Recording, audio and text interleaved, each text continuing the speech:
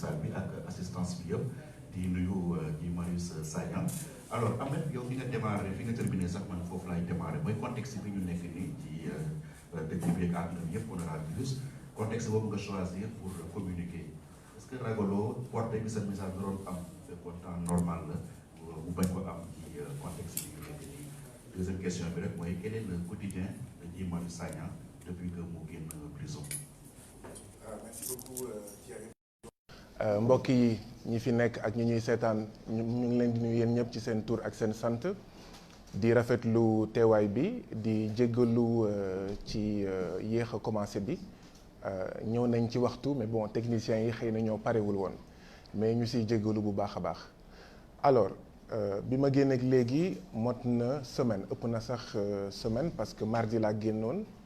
et tey la ajuma boobu ak léegi. mënuma woon wax parce que dama jàppoon dama xatoon loolu beneen bi itam moo di ne amoon nañ jafe-jafe pour xool fan la ñuy commencer fan la ñuy defee suñu première intervention mais coronavirus ou pas am na wax yu bëri yoo xam ne bi ma nekkee kaso ñu ngi ko doon waxtaanee bi ma génnee kaso itam population bi tamit mu ngi ko doon waxtaanee am na sax ay polémique du ñàkk sax xëy na yéen ngeen ñëwaat ci question yooyu nga xam ne moo alimenté polémique yooyu dafa am solo nag bu fekkee ay milliers ay junni ak ay junni citoyens moo xam Sénégal ak bitim réew ñoom ñoo mobilisé wu ba ginnaaw yàlla ñoom ñu génnee la kaso munoo génn ne patt ne doo wax ndax coronavirus wala leneen donc loolu xëy na moo taxoon wax bi c'était une obligation waajtaay bi sax xëy na moo tax affaire yi xaw a yéex mais coronavirus ou pas fallait que ñu intervenir fallait que ñu communiquer fallait que ñu waxtaan ak sénégalais yi au moins pour leur dire merci gërëm leen sant leen ndaxte comme askanu Sénégal nu mu koy waxee lëg bu lekkee alom na ko gërëmee coy bu fekkee libre na population bi mobilisation yi moo ma libéré c'était donc tout à fait normal bu ma génnee ma gërëm sant au moins askanu Sénégal ak itam tous les démocrates et progressistes à travers le monde. deuxième question bi mooy donc bi ma génneeg léegi lan laa def bi ma génneeg léegi waxtaan naa ak samay mbokk ci xeex bi ñoom No Lank d'abord ak waa FRAPP ne leen man génn naa donc maa ngi à votre disposition bu dee am na loo xam ne war nañ ko def ngeen wax ma ko maa ngi à votre disposition donc ñoom ñëpp ñu ne ñu ngi lay gërëm di la sant waaye bu ñu sañoon nga dem seeti say ñaari jabar mooy maanaam sama jabar ak sama doom bu jigéen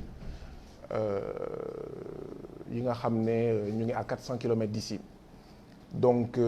biñ ma waxee loolu noonu laa demee seeti donc sama jabar ak sama doom mais un jour et demi laa fa def ma obligé donc ñëwaat Dakar pour waajal demu Ziguinchor bi après je crois que gis ngeen image yi dem naa Ziguinchor ñëwaat naa boobu ak léegi rencontré naa professeur Abdoulaye Bathily rencontré naa archevêque bu Dakar toog naa ak agent ex-Sotrac yi nga xam ne nguur gi amal na leen 14 milliards fay leen juróom ne ñoo lànk ñoom duñu leen fay 9 ñu leen dese donc am na sax lu ñuy waajal ak ñoom parce que loolu du dëgg du yoon jokkoon naa ak waa Africamer ndaxte ñoom itam ñu ngi ci ay jafe-jafe jokkoo woon naa ak ñoom sax laata ñuy dugg kaso jokkoo naa ak ñi nga xam ne ñoom leen doon liggéeyal muy les victimes d'accaparement de terre et de démolition de maisons waa Guéréo waa Kignanbour waa Tivaouane Peulh jokkoo naa ak notaire yi nga xam ne bu dee fommuñu tey ci 3 heures la ñu waroon commencer grève de la faim parce que ñu ngi ci réew moo xam ne mu ngi am 51 notaires Côte d'Ivoire mu ngi am 300 ça veut dire que doyul ñu def concours def formation ñu toll ci 22 ñu bëgg leen xañ liggéey donc voilà ci yooyu daal laa nekk fekkee naa réunion No Lank fekkee naa réunion FRAPP voilà xam naa ne bu ma doon lim fii du ma fi jóge bien sûr di jéem a tontu téléphone ma si profité waale di jéggalu citoyen sénégalais yëpp yi nekk Sénégal ak ci diaspora bi yoo xam ne ñu ngi may woo di ma envoyé message am naa jafe-jafe gérer loolu yëpp fu mu nekk nii parce que appel yeeg ak message yu bëri na mais incha allah naa tontu ñëpp lii daal mooy sama quotidien bés bu nekk. voilà Guy Marius Sagna ginnaaw ba mu la nuyu toute l'assistance bi aussi mes confrères yi nekk fii Pierre daanaka léegi fu mu la doon àddu Guy Marius Sagna et je vous prends au mot aussi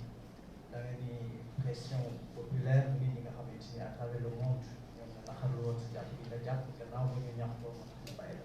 la ñu bari jàpp que ni peut-être wax boobu am nañ lu ci nëbbu leneen ci ginnaaw parce que libération boo xamante ni say avocat suñu laaj li nga xamante ni mooy demande de liberté provisoire bi lankal leen ko ñu gis ci ginnaaw nga am yeneen avocat yoo xamante ni dañ leen remettre ñu dugg ci biir mbir bi comme benn baguette magique comme ça ñu libéré Guy Marius Sagna te dégg nañ li nga xamante ni bokk na ci sa avocat wala moo nekkoon sa avocat di Maître Khoureychi Ba am addu yu mu ci yëkkati ndax libération Guy Marius Sagna wàllu politique da ciy dugg bëgg nañ koo xam leeral beneen bi moom mooy ba nga génnee dem nga fi nga xamante ni mooy sa dëkk cosaan dajee ki nga xam ne mooy sa way yu góor dajee sa famille dajee ñëpp ñi nga xamante ni lay saxoo mais ngay yëkkati ba ay kàddu jëm ci li nga xamante ni mooy li xew ci jamono ji avec coronavirus bi nga ni dem nga ko foofu mais jumtukaay yi fa war a nekk yi nga xamante ni moom la gis fii ci Ndakaaru ñu koy xoole nit ñi rawatina au niveau des aéroports yi autre man gisuloo ko foofu ci ëllëg sa am ku la weddi ndax cellule communication am na aussi ndax Guy Marius Sagna dafa génnaat ñëw avec une nouvelle façon de faire maanaam di provoquer juste pour au moins mën a am lu bëgg. ah merci beaucoup Mansour Sow sa laaj bu njëkk bi li ma ciy wax moo di ne jàpp nañ ñu de manière arbitraire téye nañ ma camp pénal de manière arbitraire dama jàpp ne itam ni ma génnee jaarul yoon mais ku xam kaso nu muy doxee xam nga ne gars yi bu ñu la génne bu ñu la bëgg a génnee mënoo si dara dañ lay forcer ne la par la force da ngay génn sama génnub kaso en fait camp pénal jaarul yoon lu tax ma jàpp ne jaarul yoon moo di ne man dama tàmm liggéey ak ay avocat FRAPP dafa tàmm liggéey ak ay avocat ñeenti weer ngi c'est même l'occasion gërëm ñi nga xam ne ñoom ñooy maître Moussa Sarr maître Khoureychi Ba maître Amadou Diallo mi nga xam ne toog na fii tey maître Amadou Sow maître Babacar Ndiaye maître Seyba Danfakha maître François Senghor ak maître Sall mi nga xam ne FRN moo ko yónni woon bu dee am na ñu ma fàtte maa ngi jéggalu ndaxte bu fekkee mobilisation comme ni ma ko waxee sànq ginnaaw yàlla mobilisation moo ma génnee samay avocat ñi ma lim fii def nañ si liggéey itam bu am solo alors FRN dafa def benn communiqué yàgg wax ne niñ ma jàppee denc ma camp pénal du dëgg du yoon ñu ne yebal nañu benn avocat pour mu défendre ma ca ëllëg sa maanaam communiqué bi bu fekkee tey la génn ca ëllëg sa maître Amadou Sall ñëw fekk ma camp pénal ne ma waa FRN ñoo ma yebal fii pour ma défendre nga ndax nangu nga ma ne ko waaw boo demee nga gërëmal ma waa FRN maa ngi leen di sant di leen gërëm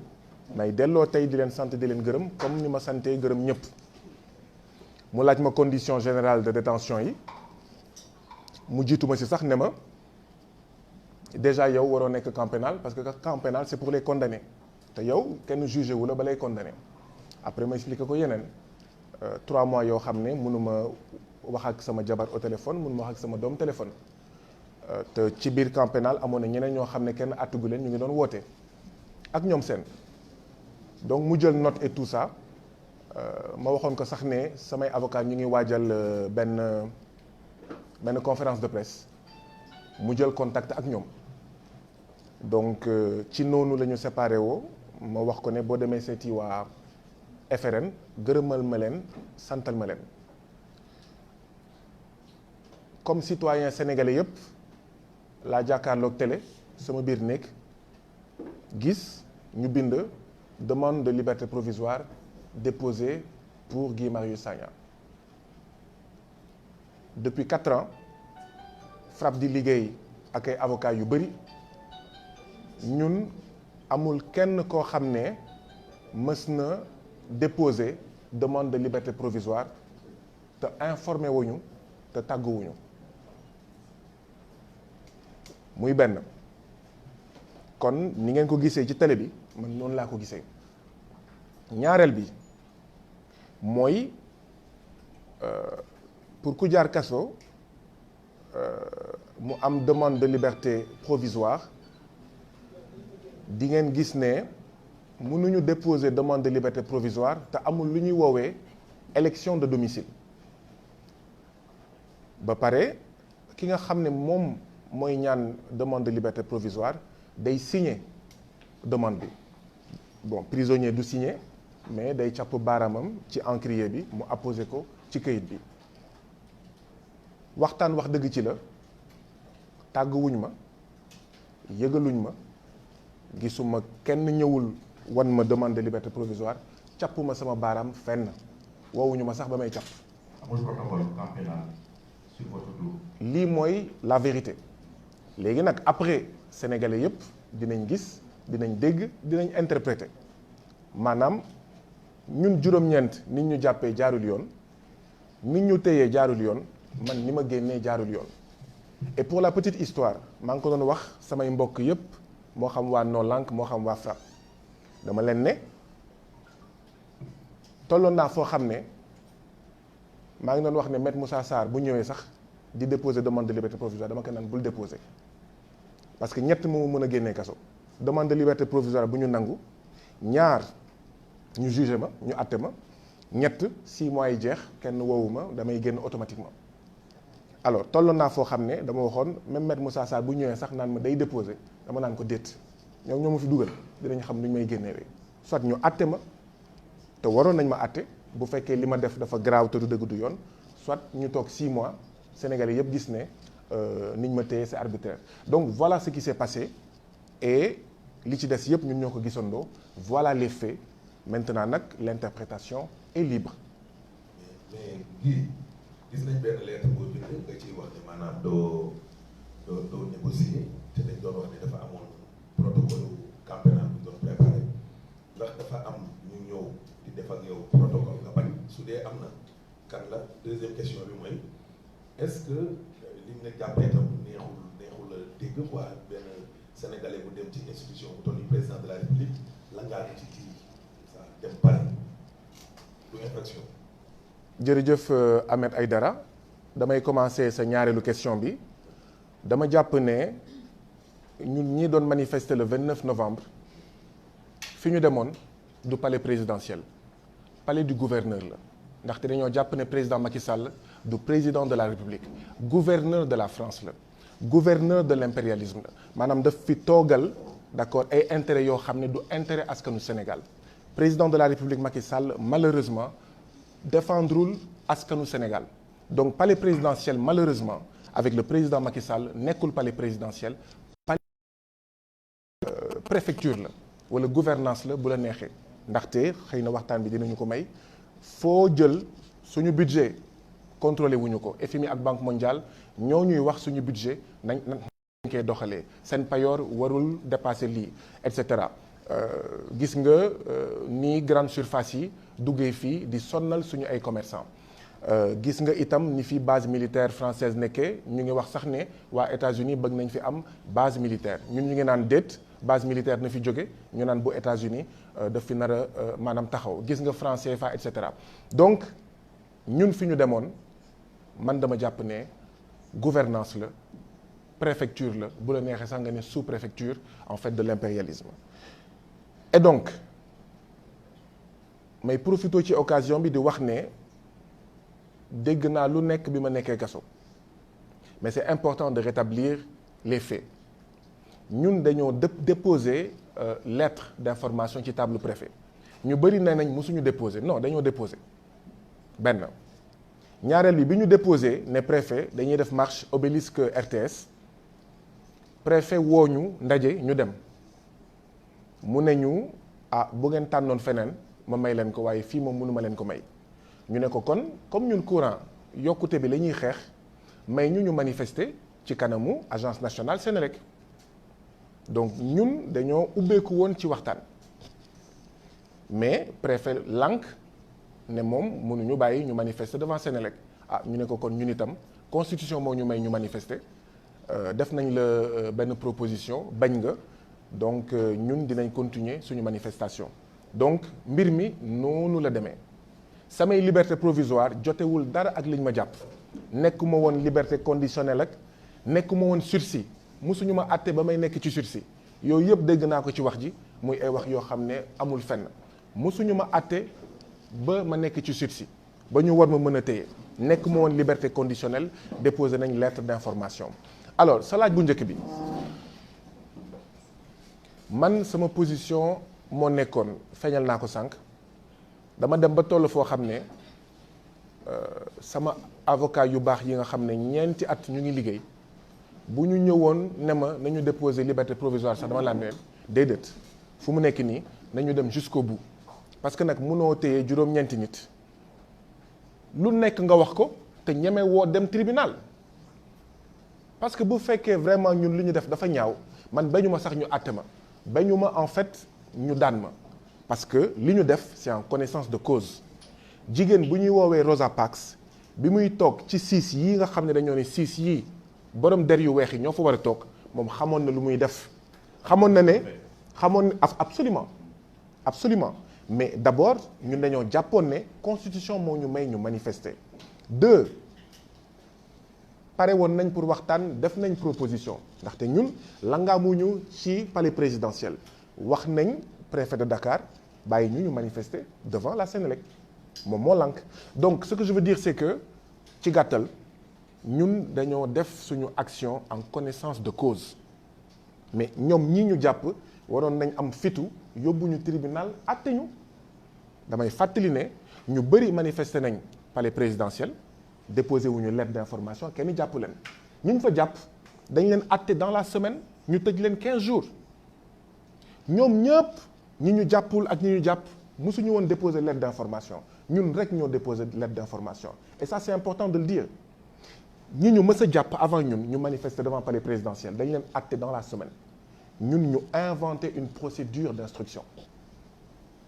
Mais si aujourd'hui si c'était à refaire nga demander fi nga xamante ni mooy au niveau donc de l'agence Sénélec ñu bañ a ko may nga demander place de la nation ñu bañ a ko may ni nga delluwaat ko palais. suñu askan lépp la ñu jaral et ça me permet parce que maa ngi fàttali ko ne amoon na ñaareelu question bi nga posé woon ñu ngi koy fàtte sax ça me permet ma tontu ci question boobu suñu askan suñu kaaraange askan amul lum ñu jaralul ñii di noot askan yi ci àddina yi lum leen jaral nooteel googu ñun teggi nooteel jaral nañu lu nekk ñu ngi wax coronavirus bi ma demee Ziguinchor dañoo wàcc aéroport mais amul woon benn dispositif yéen mi dem aéroport boo egsee da ngay gis ñu def ni appareil bi def ko ci sa yaram def ko ci sa jë def ko ci sa bopp mais il y avait aucun dispositif ñu ngi egsi defe naa ay 10 heures yooyu ay 10 heures la ñu egsi Ziguinchor amul woon dara sama baat ca kaw ñu génn aéroport yàlla def seen mbokk taskatu xibaar yi nekk fa ñu tendre ñu micro pour nous c'était une obligation ñu taxawu askanu Ziguinchor parce que ñu ngi nekkoon en fait ci danger coronavirus bu fa duggee kenn du si mun dara donc moo tax ñu wax ne y avait aucun dispositif et ñu ngi interpeller état bi pour que ñu def fa dispositif yàlla def seen mbokk 7TV yi bokk ñu woon avion ñu egsi 12 heures bi ñu egsee 12 heures dispositif bi ma nga fa woon donc ñun dañuy wëy lu ñuy wuyoo ñu niroo ko mooy ñëw nañ aéroport fekk ñu fa dara lii mën na nekk jafe-jafe gàllankoor ci askan wi ñu yëkkati suñu baat def ko alors polémiquer ci communiqué ADS bi wax ne li ma wax du dëgg man loolu taluma ko li may considérer rek moo di ne wax nañu def nañ fa dispositif d'ailleurs bi may ñibbisi maa ngi jël avion mais dispositif yi ma nga fa woon et ñii di liggéey foofu ñoom ñëpp ñoo fa rombal baat bi benn la woon ñu ngi lay gërëm di la sant te man hésité wu ma benn yoon dama leen ne mais ça c'est extrêmement scandaleux parce que yéen sax seen vie elle est mise en danger par l'État du Sénégal alors am na communiqué ADS am na communiqué gouverneur u Ziguinchor boo liiree communiqué gouverneur Ziguinchor di nga gis ne bokkul ak bosu ADS parce que mu ngi naan jamono ji ma egsee infirmier yi waroon gérer matériel bi ñu ngi leen doon former alors qui croire man je pense que gouverneur bi avec son devoir de réserve man la gën a jox dëgg mais daf ko lëmës ci anam boo xam ne du gaañ état bi. waaw léegi yeneen question yi ma bëggoon poser mooy dans le jargon journalistique dañu naan le bon journaliste c'est un journaliste vivant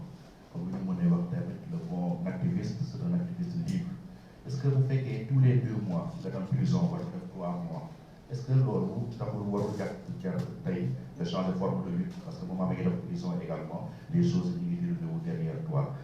Beneen question bi mooy wax nga sànq ay polémique mu amoon polémique boo xamante ni dafa jëloon sax tournure religieuse sa avocat yi defoon conférence de presse bi même Amadou Ali Kane fële ca siège Amnesty mais Vatican dafa war a def intervenir ñu teg si quelques jours Barthélémy Dias daf benn sortie ne yow di la maintenir en prison c'est parce que chrétien bu mu indi woon fii benn débat benn polémique nga génn également tam seeti archevêque bi est-ce que quelque part da nga vous devez votre libération à l'église wala déet. alors li tax ma génn dem gisi archevêque te ni ma gisee archevêque noonu laa fas yéene dem seeti yeneen kilifa diine li tax ma seeti archevêque parce que pour la petite histoire bi ma nekkee quartier haute sécurité bu camp pénal archevêque ñëw na ma seet si ci biir sama nekk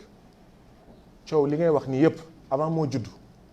archevêque ñëw na camp pénal dugg na sama néeg xool na néeg bi ñaanal na ma ci kanamu ñëpp pour man obligation la woon bu ma génnee ma dem nuyu ko ma dem gërëm ko avant coow li yëpp xaw ma maître Pape Ali Kane sama doomu ndey Barthélémy Diaz avant ñuy wax seen wax yi yëpp archevêque ñëw na ma seet si c'est important ma profité ci occasion bi wax ko mu leer nañ c'est pour ça que c'était important pour man bu ma génnee ma dem seeti ko voilà un peu li am li ci des mooy li am solo mooy ñii nga xam ne ñoom la ñu dénk réew mi war nañ moytu yenn yi xam nga boo commencé injustice doo xam fu muy mujj boo jàppee juróom-ñeenti nit jàpp leen ci anam yoo xam ne jaarul yoon ñu naan déet nga bàyyi ci juróom-ñett nga tey ci kenn askan wi day jéem a xam lan moo tax ñu tey ci kenn bu demee ba amul benn explication rationnelle lu xel mën a nangu mooy indi ñu naan c'est parce que chrétien la c'est parce que joolaa la c'est parce que waa Casamance la te ku ñu xam-xam ne ñun waa FRAPP dañoo yàgg xeex la manipulation des sentiments religieux la manipulation des sentiments ethniques maanaam di foowee waaso yi di foowee diine gi di foowee tarixa gi ngir diviser pour mieux régner ngir gën a wëyal nguuru nooteel ñun dañoo yàgg xeex loolu dañoo yàgg bañ loolu man musu leen ma dégg ma wax ay waxi Casamance musu leen ma dégg ma wax leen ne sama dëkk fi ma juddoo muy Etomé amul ndox amul courant yaa ngeen koy njëkk a dégg dimanche te waa Etomé ñoo ko waxal seen bopp donc man kenn mënuma taxé xëy na régionalisme wala affaire yooyu kenn mësuma dégg xëy na sax am na ñoo xam ne ñu ngi naan gii bi du gii guy la est-ce que du musulman ak yooyu donc man kenn mësuma dégg ma ne lii laa wala lee laa donc homme politique yi femme politique yi ñoo war a am responsabilité xam ne Sénégal dafa am ay waaso yu bëri xam ne Sénégal dafa am ay diine yu bëri xam ne Sénégal dafa am ay tarixa yu bëri et que jot ci nguur wala woy ci nguur wala troisième candidature warul tax ngay foowee li nga xam ne moom la askan yi gën a bëgg gën a fonk seen diine ak seen tarixa pour man loolu moo am solo injustice boo ko commencé boo moytul fu muy egg dina doy waar dina indi jafe-jafe ci diggante ay waaso ak ay tarixa te xëy na injustice bi moo ko waraloon pour man lii mooy jàngat bi nga xam ne moom la ñu war a def ci affaire boobu may profité nag di gërëm samay doomu ndey yëpp di gërëm sama doomu ndey Barthélémy Diaz mi nga xam ne même avant ñu ñuy jàpp ñu ngi waroon ànd dem seeti papam malheureusement liñ ma jàpp moo tax demuñu seeti suñu pape Jean-Paul Diaz. Première question bi mooy su fekkee ngeen dem prison régulièrement. ok alors pour man jafe-jafe bi du Guy Marius jafe-jafe bi mooy président Macky Sall ñu mu àndal ñoo xam ne foo bëgg manifester ñu interdire la yow ñun mënuñu nangu suñu ay concitoyens muy waa PCC yi ñu amal leen 14 mois de salaire justice jël ay dogal jël décision ne Sonatel fayal bëgguñu fay état bi toog di xool complice ñu déposer lettre ne dañuy manifester devant Sonatel ñu ne du ngeen ko fi jooyee maanaam dinañ leen toroxal waaye du ngeen ko fi jooyee donc jàpp nañ ñu ndax loolu alors problème bi man la wala état bi nga xam ne mooy xool toog seetaan liggéeykat di ko toroxal ñu koy toroxal muy ànd ak ñii di toroxal liggéeykat yi dans son silence complice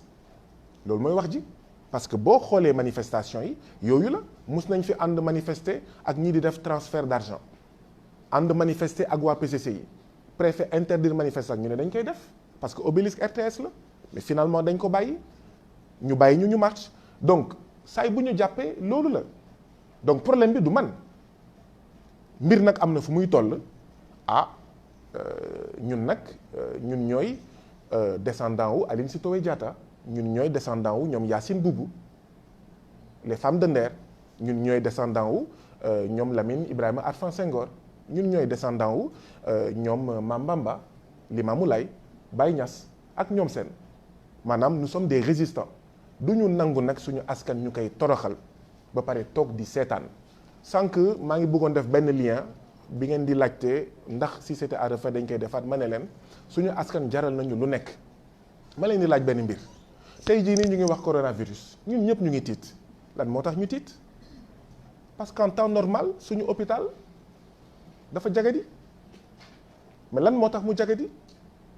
un infirmier pour 8000 habitants alors que norme bi c'est benn infirmier pour 300 habitants ma joxe misaal boobu rek yaa ngi am ñaari neuropédiatre pour 16 millions de citoyens sénégalais mun naa continuer lim bi d'accord donc loolu lan moo ko waral loolu est-ce que am na ay citoyens en fait yu ko xeex si am na ay citoyens yu ko xeex est-ce que il y a 5 ans il y a 10 ans il y a 20 ans xeex pour un système de santé bu baax est-ce que jar na dem kaso est-ce que jar na dem kaso tey jii di ñu ngi tiit xëy na man c'est la dernière fois ngeen may gis xëy na man coronavirus bi mu ngi en incubation ci man est-ce que xeex pour un système de santé bu baax buy aar askanu Sénégal jar na dem kaso am déet budul pour man sama doom sama jabar suñu yeneen doom yi man jaral na ma ko parce que c'est ça la question d'accord donc nit nag da ngay xam li nga bëgg ñii mënuñu bëgg a omelette nen bi yow nga ne déedéet bëggoo omelette da nga bëgg nen bi nekk cuuc bi nekk ginaar bi di nen donc intérêt yooyu bokkul ñii nag jaral na leen lu nekk pour sàmm seen njëriñ ñun ñii nga xam ne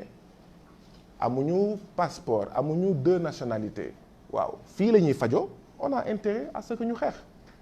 d'accord c'est comme si nga ne ma est-ce que sénégalais yi jaroon na ñu lay mettre au frigo sur le plan professionnel parce que yéen ñëpp xam ngeen li xewoon hôpital régional bu Sédhiou ñuy sàcc alalu hôpital bi ma bind Eva Marie Coll Seck ne ko ñi ngi fi teg ñu ngi détourner xaalisu hôpital bi mais suñu hôpitaux yëpp loolu mooy jàngoro bi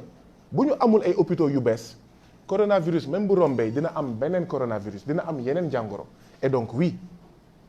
suñu tedd nga askan war nañu jaral lu nekk message boobu dama bëgg mu leer nañ léegi nag demain lan lañ nar a def je ne sais pas barki Dembo Ndiaye la suñu mbokk Karim Xrum Xax feebar ñu évacuer ko ñaata nit ñoo fi feebar kenn mu leen faj fii est-ce que loolu jar na ñu dem palais est-ce que loolu jar na ñu dem ministère de la santé est-ce que loolu jar na ñu xeex fexe ba ñu soppi mbir mi waaw jar na ko je pense que askanu Sénégal mérité na sax lu ko ëpp. Voilà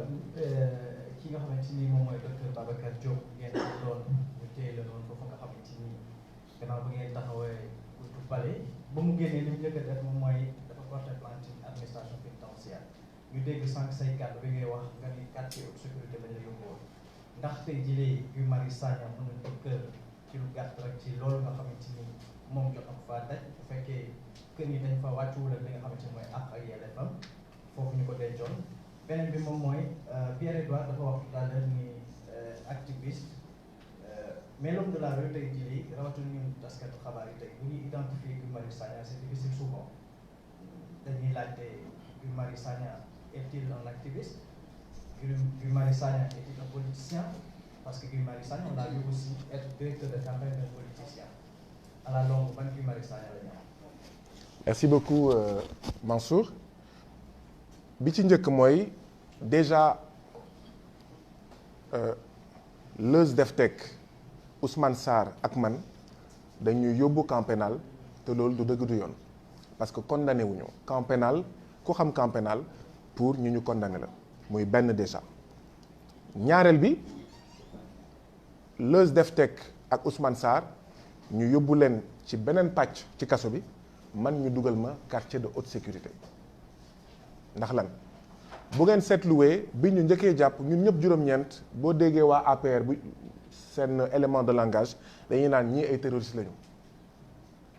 donc foog naa ne loolu bokk na ci li tax ñu dugal ma foofu waaye yemuñu foofu quartier de haute sécurité bi li ma fa nekkee woon am na si lenn loo xam ne wax naa ko fi sànq man aw ma woon sañ-sañ woote parce que tous les 15 jours altine la tous les 15 jours bésu altine prisonniers yi dañuy am nañ sañ-sañ woote dañuy woote mais man bokkoon naa si ñi nga xam ne amuñu sañ-sañ woote alors que am na ñeneen ñoo xam ne attewuñu leen comme man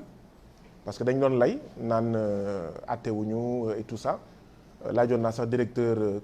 camp pénal bi mu wan ma en fait firnde ne dafa jot ordre pour ma bañ a woote mu ne amul benn firnde parce que dama jàkkaarloog moom ne ko mais attends nee na juge bi Samba Sall moo ko jox ordre ne ko man waruma woote ma ne ko ana këyit bi mu ne ma awma këyit ma ne ko depuis quand l'administration elle est orale war ngaa mën a produire document ne mu ngi nii donc man aw moon sañ-sañ woote surveillant pénitentiaire yi fa nekk wax dëgg yàlla jàpp naa ne ñoo tane bu baax a baax ñi nekk Rëbës dañ doon def seen liggéey nu mu waree amul woon benn jafe-jafe bien au contraire yombal ñu lépp may profité ci occasion bi di waxaat ne nañu jàppale ñi nekk ci kaso yi te ci ñi nekk ci kaso yi prisonniers yi ci lañ bokk waaye itam surveillant pénitentiaire yi ci lañ bokk boo demee réew mu mel ni France taux de suicide bi fu mu toll agent pénitentiaire yi seen taux de suicide c'est 30% supérieur à la moyenne des suicides en France waxuma ne loolu moo am fii mais c'est pour wane jafe-jafe stress bi nga xam ne agent pénitentiaire yi ñu ngi koy jànkonteel xëy na fii ñoom duñu xaru mais ñu ngi dund loo xam ne ñu ngi koy xëy na jéem a gérer neneen donc foog ñu xoolaat leen foog ñu gérer leen alors kaso yi am na jafe-jafe ndox mun nga toog ñetti fan du am ndox mais dañuy jëlee ndox ci biti je pense que état bi mbir mi war na toll foo xam ne waruñu jëlee ndox ci biti di ko indi en fait ci kaso bi instant bi nii ñu ngi ci coronavirus mais bu fekkee pour naan dañuy jëlee ndox bi ci biti mën na nekk danger pour ñi nga xam ne ñoom ñoo nekk ci biir kaso bi or il y a des robinets dans le kaso dans les prisons mën nga toog 3 jours du am ndox man ndox bu doon am 3 heures du matin laay yeewu pour root bidon yi mooy les bidons de 10 litres là donc voilà bon lekk bi tane na mais souvent bu ñu la joxee lekk yàpp bi day nëpp waaw jën bi moom dañ ko doon saaf régulièrement xam naa ne saaf bi c'est pour que nga bañ a xeeñtu yenn yi bon man personnellement dama doon wax sama camarade yi bàyyi leen ma lekk kaso bi d'accord bon yenn saa yi ñu ne ma lekk mais mun naa wax ne ci 3 mois yi ma fa def 2 mois et demi yi lekk kaso bi laa lekk parce que bëgguma woon kenn nettali ma lekk kaso bi nu mu mel bëgguma woon kenn voilà donc voilà am na ay mbir yoo xam ne war nañ ko gérer mais li ci gën a am solo mooy ña fa nekk toujours ci lekk bi ñun suñu secteur 10 chambres la woon dañuy indi bool yi mais presque benn prisonnier du ko laal maanaam bool yi di dellu te kenn du ko laal moo ëpp bool yi di dellu te laal nañ ko ma ne waaw ñii ñan la ñuy toggal mieux vaut ñu sóor tuuti affaire bi xaw a neex plutôt que ñuy sóor lu bëri bool yi di dem après nag ci ngay dégg ne dañuy jaay paanu ñamu mbaam 10 000 francs xëy na tamit ñenn ñi ils préfèrent togg bu bon d'accord ñu tuur ko ci paan après ñu jaay ko 10 000 francs plutôt que ñu jéem a dab bànneexu doomu aadama yi nga xam ne ñoom ñoo fa nekk nañu àtte nit ñi secteur bi ma nekk bëri na ñoo xam ne dañ leen tuumal terrorisme tuumal lay wax parce que am na ñoo xam ne kenn àttewu leen mais nit ak loo ko munti tuumal foog nga àtte ko mënoo toog 3 mois ñoom ñangadu ñoom Sina ak ñoom seen ñoom Godwin ak ñoom seen ñu nga téye leen 3 ans nga tuumal leen yow terrorisme après mënoo sax baral liggéey bi nga téye leen foofu loolu dëgg du yoon prisonnier dafa am ak yelleef te état foog mu respecté ko donc loolu xëy na foofu lay daanale xam naa ne ci fan yi di ñëw dinañ gën a am nu ñuy communiquer ànd si ak xëy na ñu àndaloon kaso ci wàllu kaso yi. Ah oui non j'ai oublié cette question alors man en général étiquettes yi damay bàyyi ñi nga xam ne ñoom ñooy seetaan ñu jël seen dogal ne Guy Marius Sagna lii la Guy Marius Sagna lee la man bu fekkoon dañ ma doon laaj man lan laa damay naan révolutionnaire anti-impérialiste panafricain pour man loolu moo ëpp solo maanaam aji bëgg réew boo xam ne dafa jàpp ne Afrique dañ ko jatang Sénégal dañ ko jatang te fekk tinki wuñ ko du ñu génn ci ndóol du ñu génn ci jafe-jafe bëgg itam Afrique nekk benn ñu am gouvernement fédéral ndaxte kat 16 millions de citoyens sénégalais naka la ñuy jàkkaarloowee ak 1 milliard de chinois 16 millions de citoyens sénégalais naka la ñuy jàkkaarloowee ak 320 millions de citoyens des États-Unis. Alors, je parle très rapidement. Moi, je rappelais tout à l'heure qu'en 2017, il y a eu une directeur de campagne où Ousmane Sonko, qui est élection législative, vous avez une relation avec moi parce qu'on ne l'a pas trop senti qui combat pour votre libération. Bon, après, il faut que tamit nit yi xam lu ñu bëgg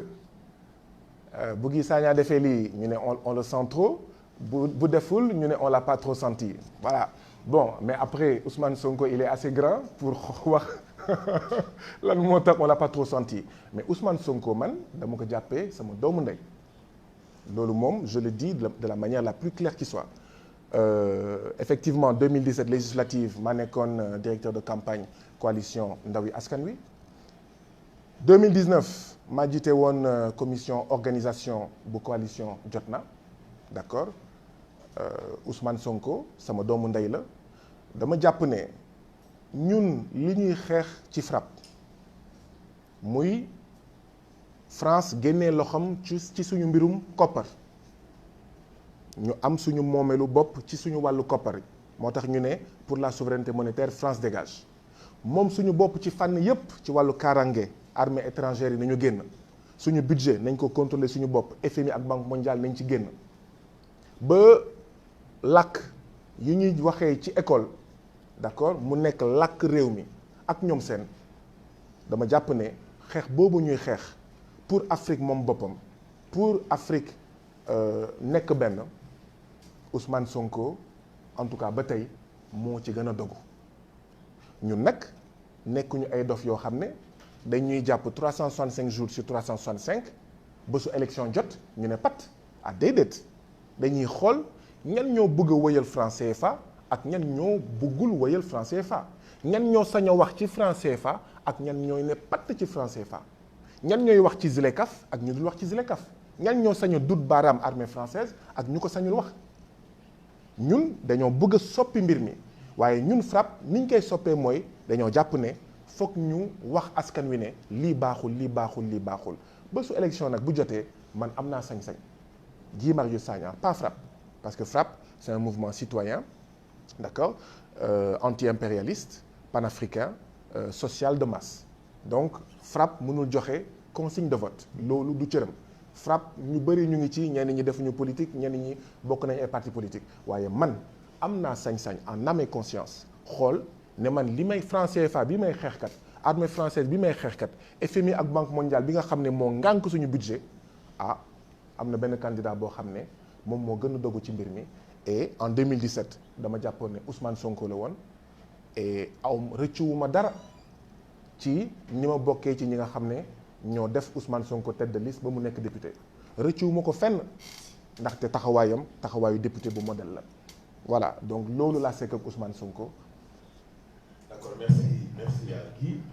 Le protocole me signale qu'il ne nous reste que 20 minutes malheureusement, donc nous sommes obligés de donner la parole à la presse écrite.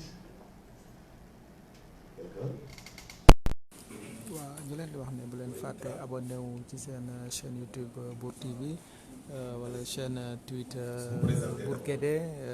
ci Instagram bi aussi nous sommes là-bas avec Bour Guédé Bour TV.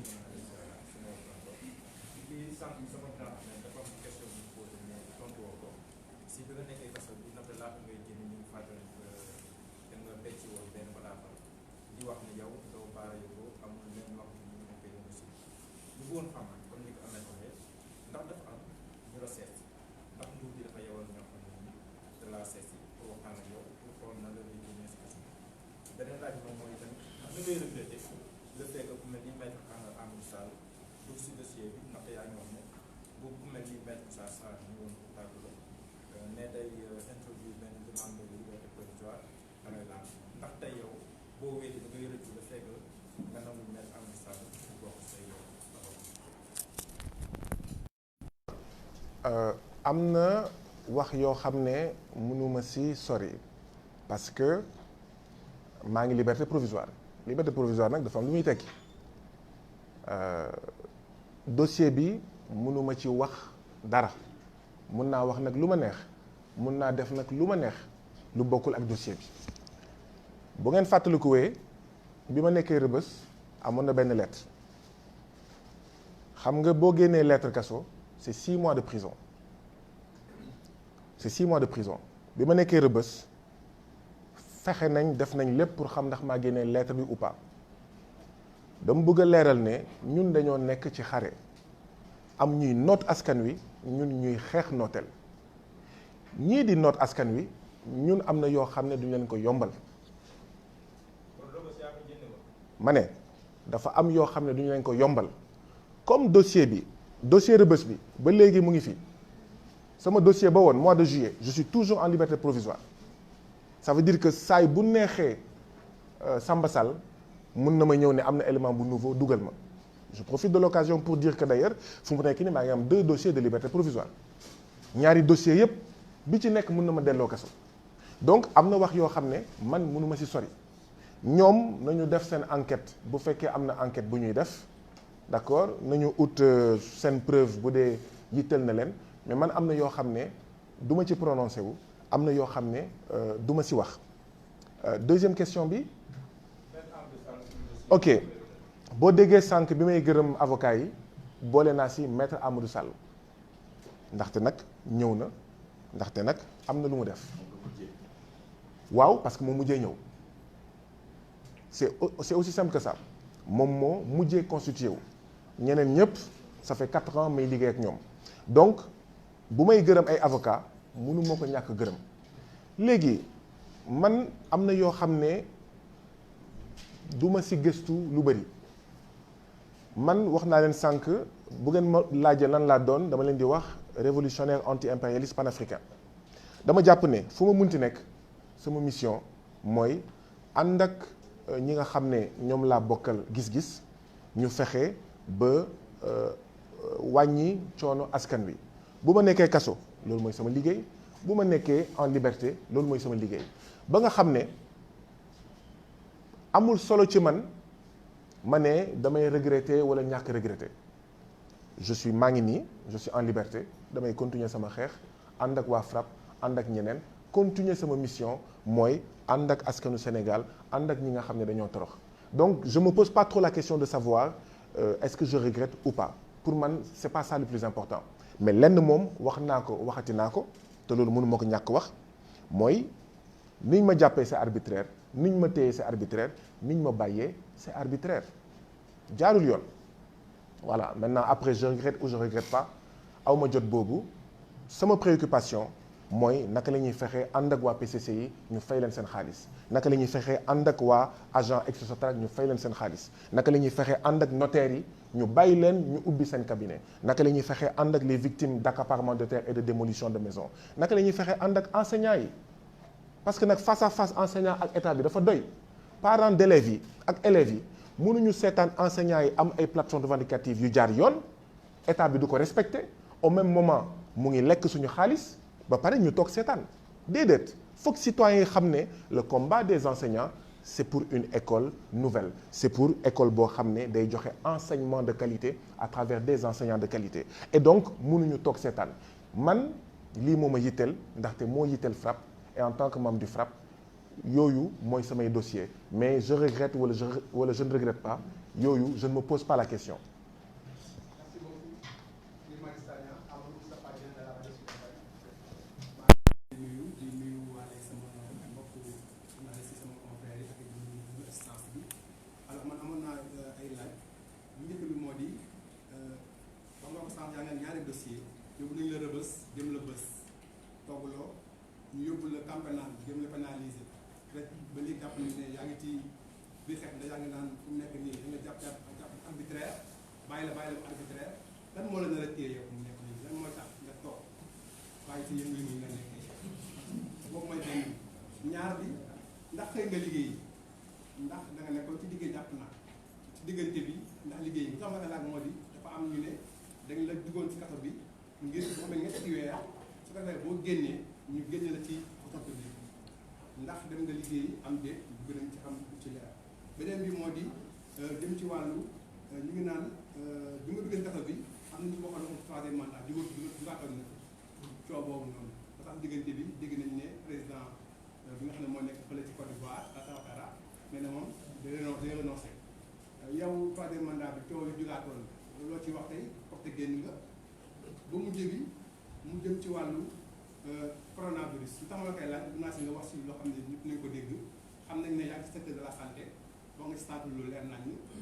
xam nga ni aussi problème yi xam ne dina ko am jëm ci wàllu ñu nekk si personnel bi nga wax si lu leer bu ba pare aussi comme porteur de voix aussi nga wax Sénégal parce que ñoo xam ne ba léegi jàpp nañ ne coronavirus du leen dal wala du dal ay sénégalais wala du maanaam daal feebar boo xam ne mën tax ñu koy daw yaa ngi dégg comme yow nag porteur de voix nga te xam nga da sax mbirum santé ñu lay ñaan nga wax ak Sénégal yi ak sama compatriotes yi parce que xeex lu wax jàpp naa ne xeex prioritaire aussi xeex bu am solo la wax leen li ñu mën a dégg ci coronavirus bi te xam ñu koy moytoo jërëjëf.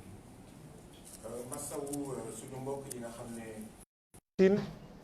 suñu mbokk yi nga xam ne ñu ngi Italie suñu mbokk yi nga xam ne ñu ngi France ak yeneen réew yi nga xam ne coronavirus bi am na fa doole di exprimer sama solidarité à suñu mbokk yi nga xam ne fii ci Sénégal testé nañ leen et test bi mujjee positif di exprimer tamit suñu solidarité aux agents de la santé et de l'action sociale yi nga xam ne ñoom ñoo nekk ci première ligne front bi ñoom ñoo gën a exposé ñoom ñoo gën a vulnérable di rafetlu yenn initiative yi nga xam ne citoyens yi commencé nañ ko def rafetlu yenn initiative yi nga xam ne kilifa diine yi commencé nañ ko def lu ci mel ni xalif général des Mourides contribution wam participation wam ci xeex bi di wax ne coronavirus nekk na jàngoro boo xam ne waruñu ko foowee waruñu ko banaliser feebar bu dangereux la ba nga xam ne tegtal yi nga xam ne ministère de la santé agent de santé yi ñu ngi koy joxe ci nañu moytu yenn yi nañu moytu nuyoo yeeg nañu moytu maanaam façon yooyu nañ ko fulal nañ ko faydal nañ ko jëfe ndaxte mbir mi d'abord responsabilité individuelle la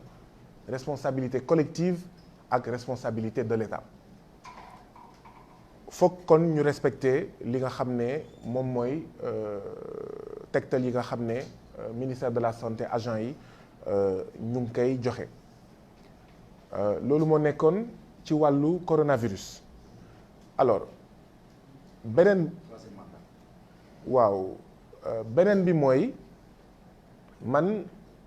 agent ministère de la santé et de l'action sociale la travailleur social la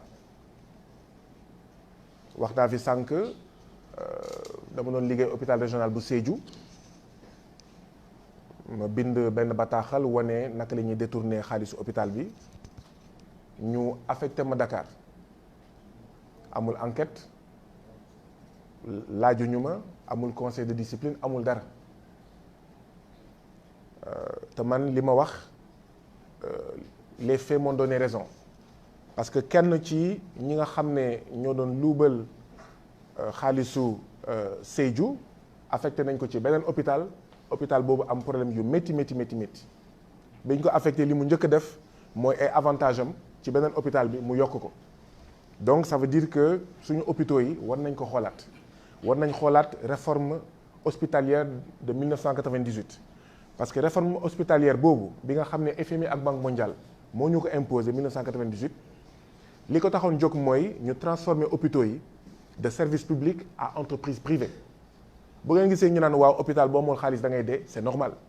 parce que 1998 la ñu adopté benn loi boo xam ne Fonds monétaire international ak Banque mondiale moo ñu ko imposé ne mënatu leen def seen hôpitaux yi nii na ngeen ko def une entreprise privée donc affaire yi fa la jógee moo tax ñun bu ñuy wax FMI ak Banque mondiale nañu génn ci suñu mbiru budget dafa am fu ñu ko teg alors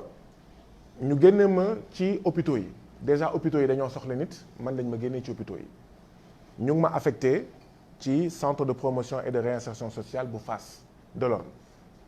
bâtiment boobu boo fa demee da ngay naan fii naka lañ fi mënee fii ginaar sax waruñu ko fi dugal ba fi dugal nit agent état urbanisme ñëw ne fii bâtiment bi léegi mu daanu bâtiment bi amul ndox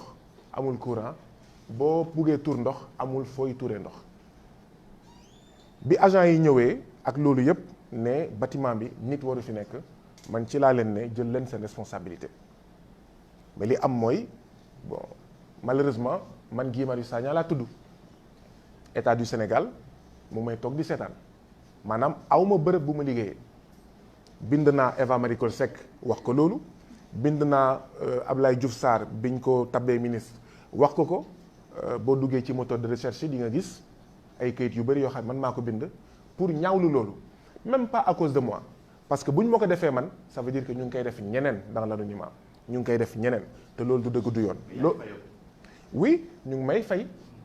muy loo xam ne c'est incroyable muy loo xam ne jekkul ndaxte seen noonante ak man dem na ba mu jaral leen ñu may fay par weer ba pare di ma toog di ma seetaan parce que c'est pas de ma faute parce que bind naa ñi ma war a bind ñëpp kaas naa fi ma war a kaas yëpp donc ce n'est pas de ma faute d'accord man dama def concours def formation école nationale de développement sanitaire et social génn avec un diplôme d'état état du Sénégal recruté ma d'accord en tant que citoyen ma ne leen fii ñu ngi lekk xaalis bu dul dëgg nañ ma yóbbu conseil de discipline defuñu ko parce que dañ doon lekk xaalis munoo collecter xaalisu hôpital bi pendant 10 jours te versé woo ko ci compte hôpital bi munoo toog hôpital boo xam ne ñoo ne hôpital personnel qualifié moo fa war a nekk président conseil d'administration président conseil régional ba woon ca Sédhiou di jël doomam muy matron ñu koy dugal hôpital or hôpital ku xam hôpital matron waru fa nekk l'accouchement doit être un accouchement assisté par un personnel mais qualifié sage-femme gynécologue voilà mais pas matron yooyu moo amoon hôpital Sédhiou yooyu laa dénoncé loolu moo tax ñu mettre maanaam man avancé wu ma c'est vrai que ñu ngi may fay waaye man avancé wu ma bokkuma ci dara mais ce n'est pas de ma faute donc man dama jàpp ne mënuñu ma reprocher dara état bi par contre ah oui ça c'est extrêmement grave parce que Guy Marius Sagna est un révolutionnaire anti-impérialiste mu jaral la loolu mooy ñaareelu question bi beneen question bi waaw troisième candidature parce que man dama bokk ci ñi nga xam ne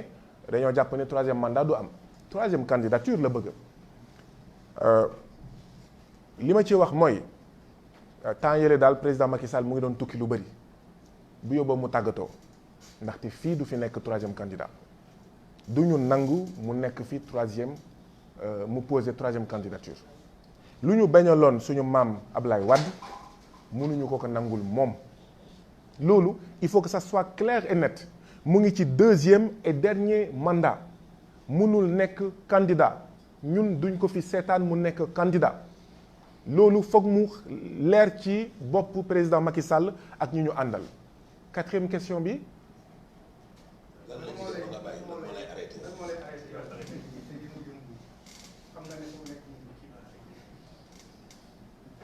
xanaa maam yàlla ndaxte fekk ñu ngi noot askanu Sénégal fekk ñu ngi noot askanu Afrique mais amuñu beneen pexe lu dul ànd ak suñu mbokk yi nga xam ne ñu ngi leen di noot. D'accord. Presse en ligne wala presse écrite, le dernier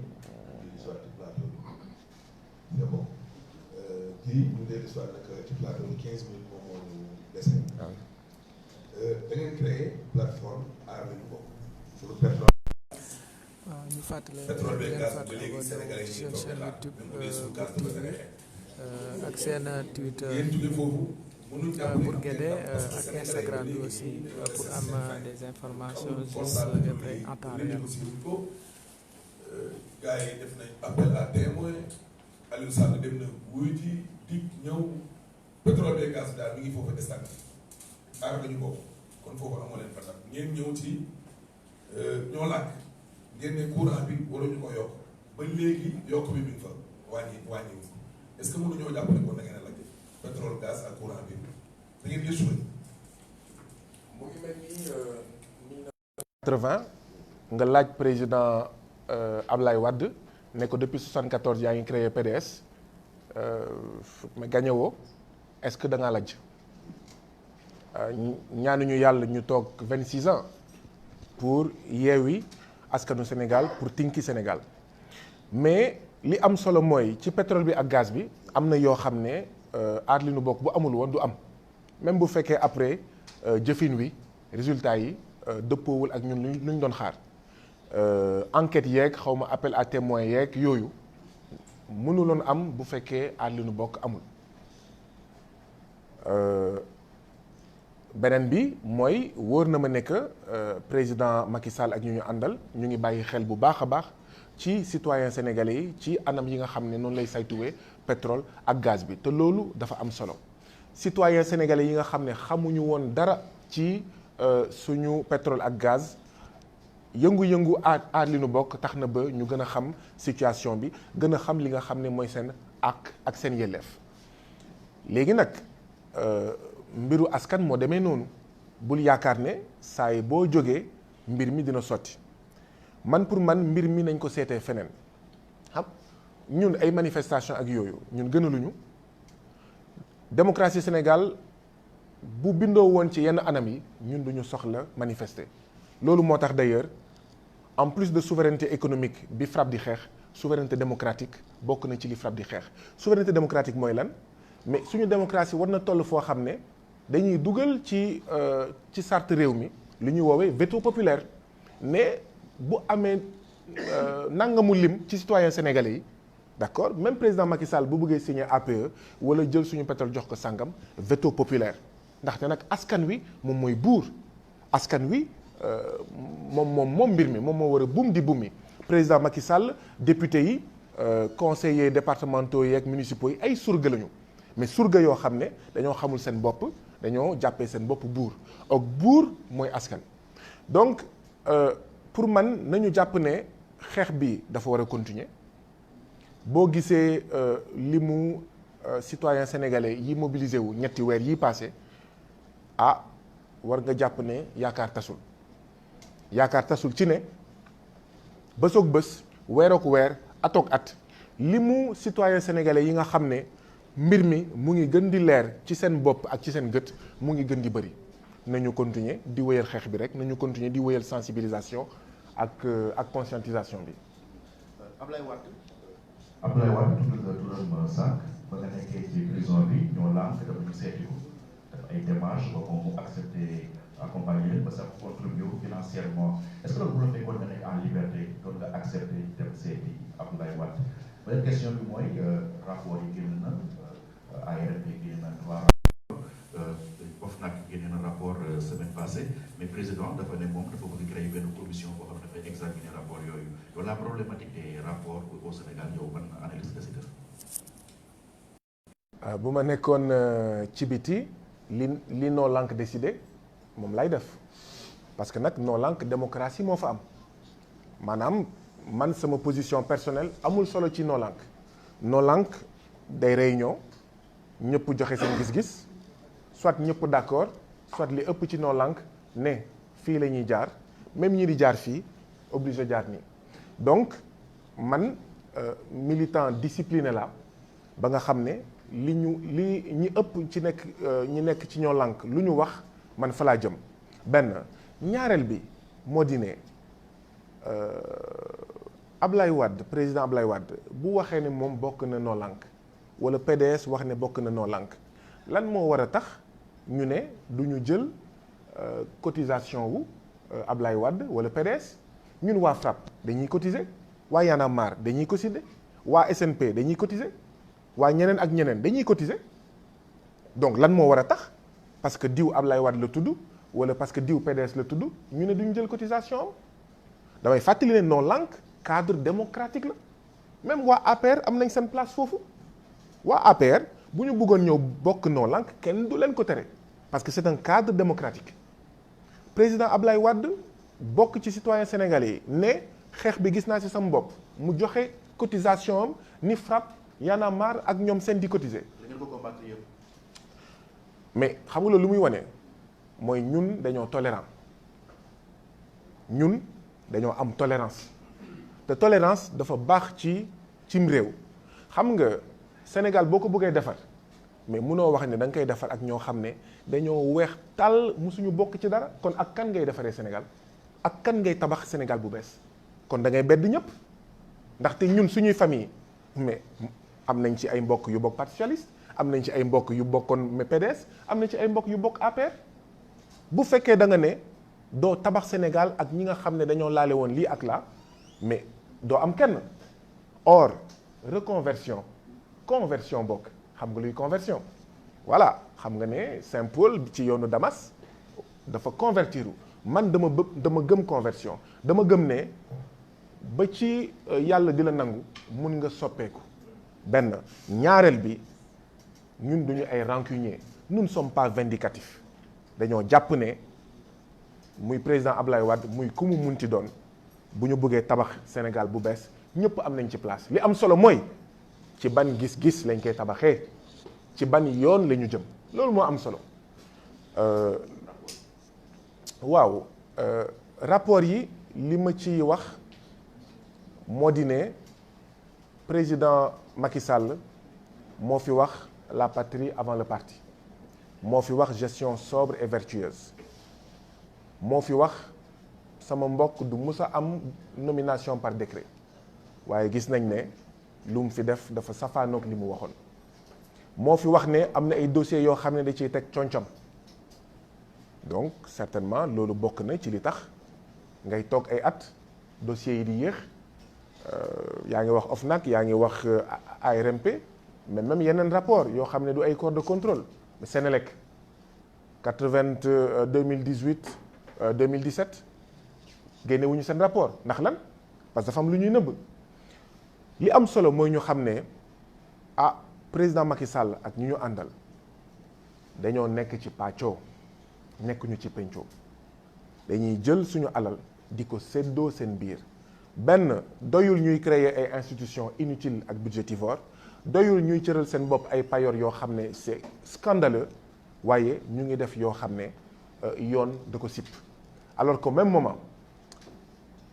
enseignants yi nga xam ne téeméer boo jël ci fonctionnaire Sénégal ñoom 70% la ñu ngi am 20% de la masse salariale au moment bi nga xam ne bëri na ay dëkk yoo xam ne amuñu ndox amuñu courant au moment bi nga xam ne policiers yi militaires yi gendarmes yi agents pénitentiaires yi ak ñoom seen ñu ngi liggéey ci ay conditions yu métti au moment bi nga xam ne ren le budget de la santé et de l'action sociale dafa wàññi de 7% mi coronavirus ñëw loolu liñ ci mën a wax mooy dafa doy nag ñuy toog di continuer di seetaan président Macky Sall di def lu ko neex saa su ko neexee rapport génn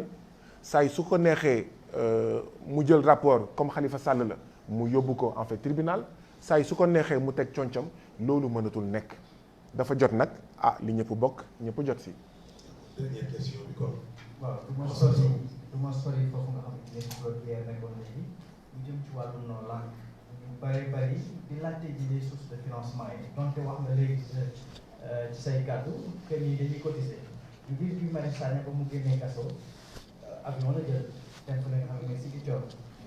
jëlaat avion ñëw sol bu rafet pour un fonctionnaire qui travaille et qui ne travaille pas qui perçoit salaire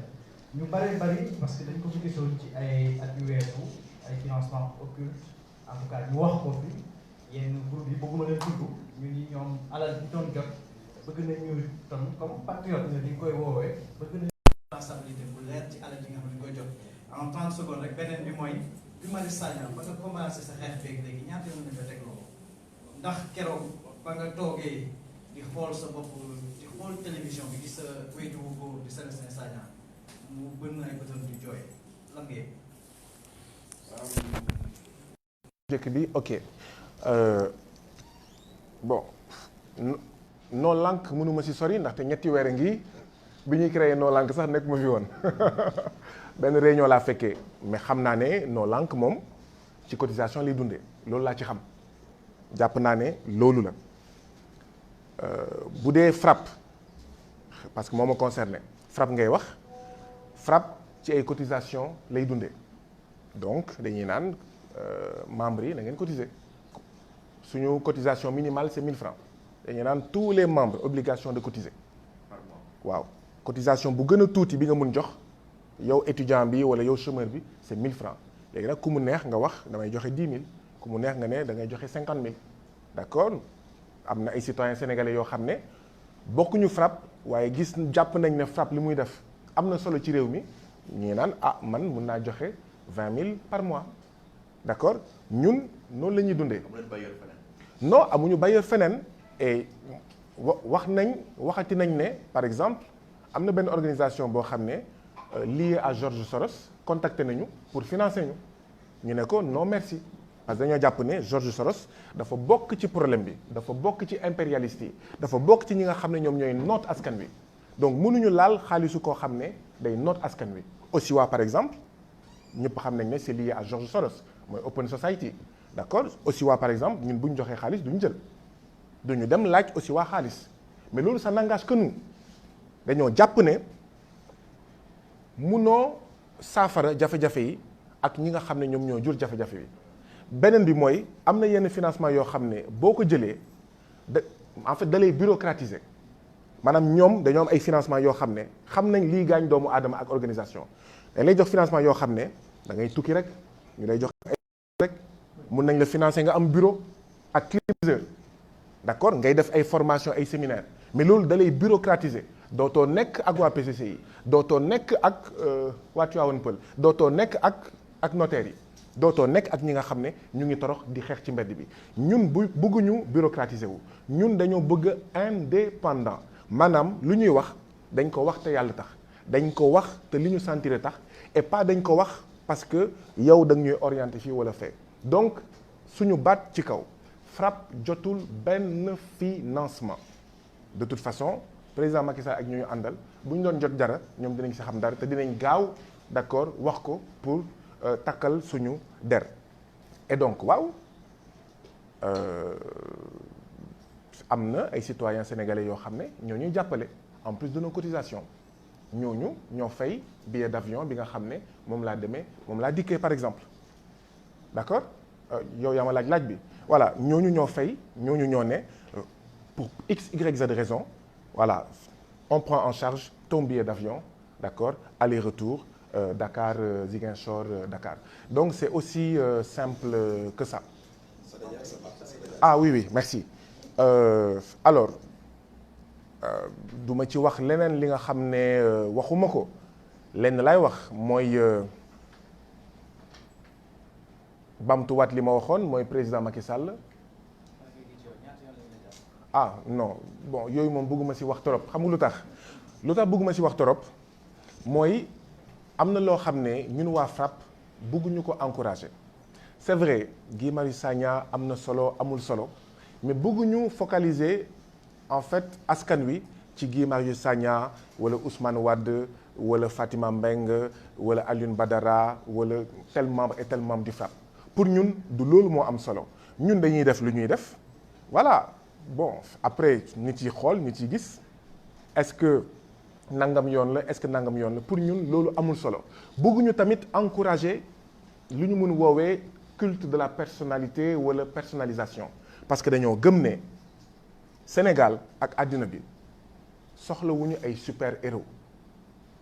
super-héros collectif la ñu soxla mooy ce sont les peuples qui font l'histoire ce sont les peuples qui se libèrent ñun lenn rek lañu ay sage-femme de l'histoire xam nga jigéen buy wasin même bu amul ku ko jàppale doom bi bu ñëwee en position normale lu mu yàgg day génn lan mooy rôle sage-femme mooy accélérer l'accouchement pour réduire les douleurs ñun révolutionnaires anti-impérialistes panafricains nous sommes des accélérateurs de l'histoire nous sommes des sages-femmes de l'histoire nous voulons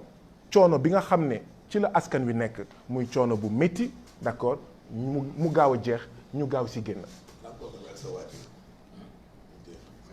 Ah oui moo nekkoon la dernière question xanaa am mbégte loolu mu nekkaat occasion gërëmaat ñëpp sant ñëpp ndaxte tey jii nii bu ma mënee gis sama pap Ziguinchor mën ko dégg bés bu nekk ginnaaw yàlla mobilisation populaire au Sénégal et ailleurs moo taxoon ma doon wax ne yéen ñii toog fii yéen ñii di ñu seetaan yéen a fomp sama rongañu bàyyi bi nga xam ne président Macky Sall moo ko jooyloo awma seen fay awma seen cant je trouve pas les mots en fait pour vous dire suffisamment merci et vous exprimer mon infinie gratitude ma grande reconnaissance mais profito ci occasion bi wax ne ñi ngeen fompee samay ronguñu bàyyi noonu la ñuy jéem a fompee rongañu ñeneen ak ñeneen ñuy ay baay ñuy ay ndey moo xam waa PCC yi toog 14 mois sans salaire moo xam ñi ñu toj seen kër wala nangu seen suuf moo xam notaire yoo xam ne mënuñu liggéey moo xam ex agent Sotrac ñi nga xam ne depuis 20 ans ñu ngi daw ginnaaw seeni droit moo xam ñeneen ak ñeneen ñi nga xam ne dañoo sonn dañoo torox donc maa ngi leen di gërëm di leen di sant ci ni ngeen fompee sama rongo ñu bàyyi ni ngeen ma permettre ma mun rencontrer waat samay mbokk yëpp ak samay camarades. Merci beaucoup léegi gërëm di la sant.